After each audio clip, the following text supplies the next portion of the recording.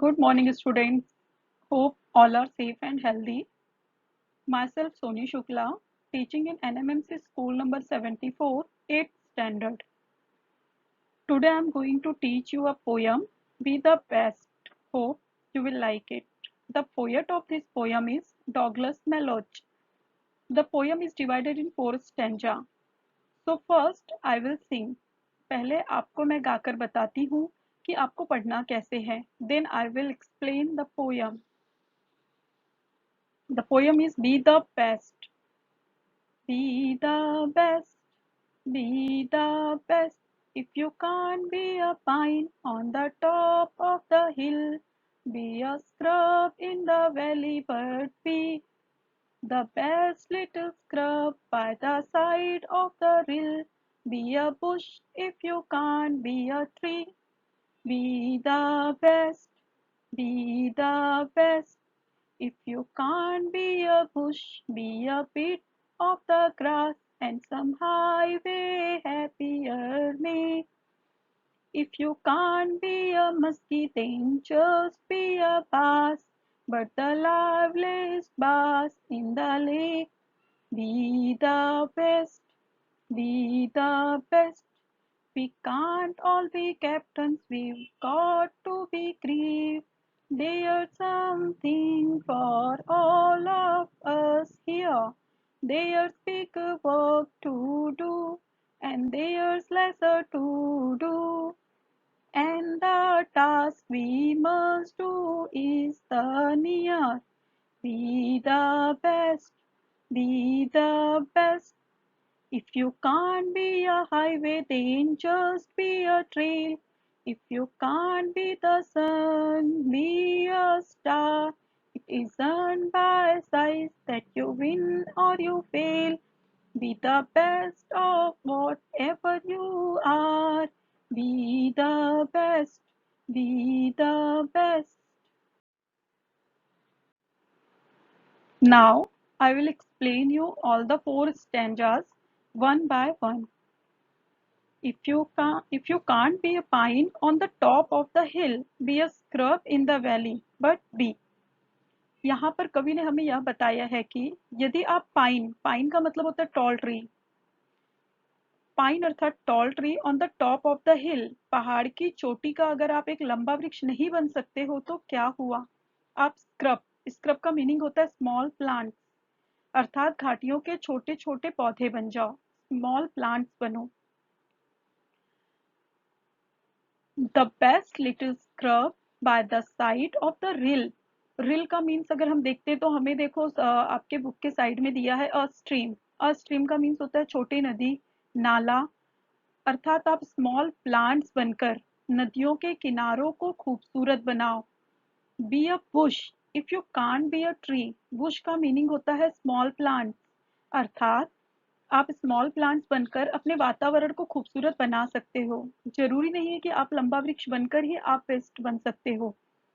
तो हम देखेंगे कि जो स्टेंजा दिया है, इस स्टेंजा में कवि ने स्वयं को बेस्ट बनने के लिए कहा है कि आप कार्य में अपने आप को बेस्ट कैसे बना सकते हो.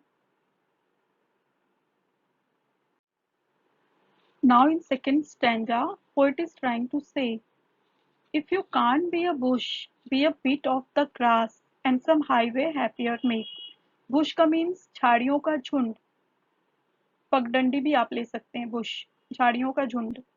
Be a bit of the grass, जरूरी नहीं है कि आप झाड़ी बन जाओ, आप घास बन सकते हो. And some highway happier make, और सड़क के किनारे की घास बन जाओ.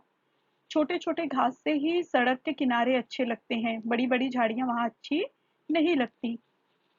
If you can't be a muskie then just be a bass, but Maski.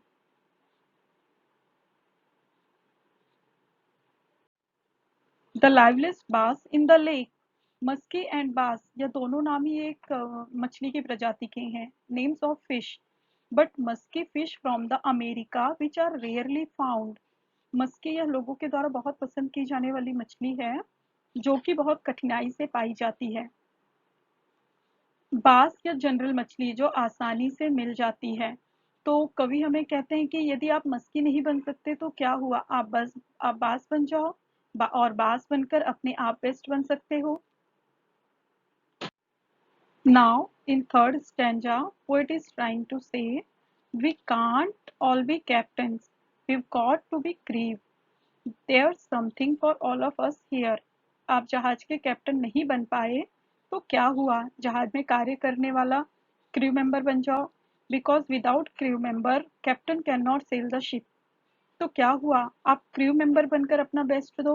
वह आपके सहकार्य से ही शिप को आगे बढ़ा रहा है. There is big work to do and there is lesser to do, and the task you must do is the near. जिंदगी में हर कार्य में हमेशा हमें एक दूसरे की जरूरत होती है और प्रत्येक कार्य में व्यक्ति की स्वयं की अहमियत होती है. अर्थात आप जो कार्य कर रहे हैं उसमें आपकी अहमियत है. आप जो कार्य कर रहे हैं उसे आपको एक रिस्पॉन्सिबिलिटी से करना है, उसे जिम्मेदारी से करें. जरूरी नहीं है कि आप कैप्टन बनो, आप क्रू मेंबर बनकर अपनी जिम्मेदारी निभा सकते हो.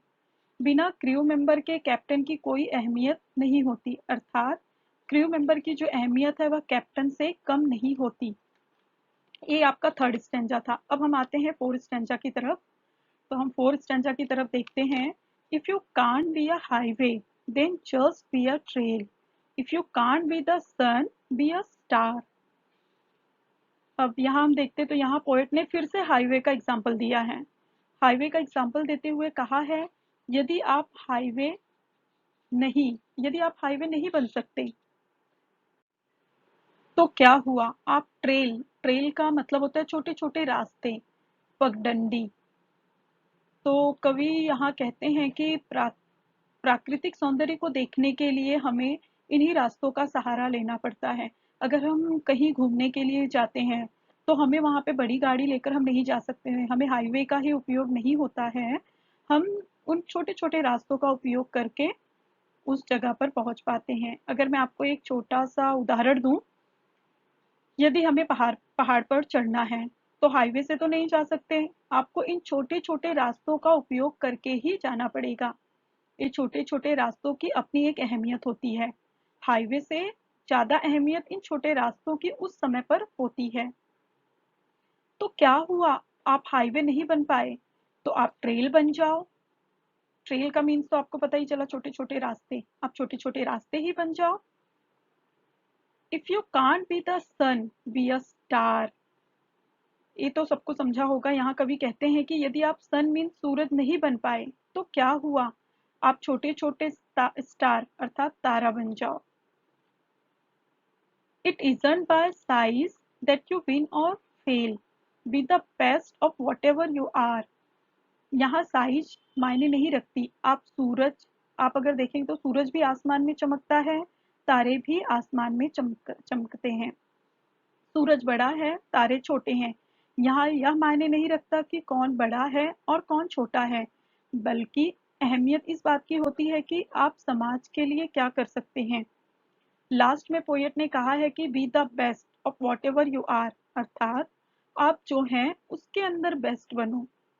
आप जो हो उसकी अहमियत को समझो और बेस्ट बनो.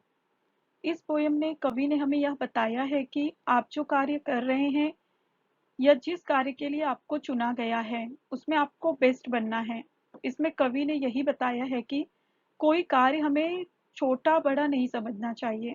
हर कार्य की अपनी एक इम्पोर्टेंस होती है, लेकिन जरूरी यह है कि आप उसमें अपना कितना बेस्ट दे सकते हैं. तो यहाँ पर कविता खत्म हुई. मैं आशा करती हूँ कि आप लोगों को यह कविता समझ में आई होगी. Thank you.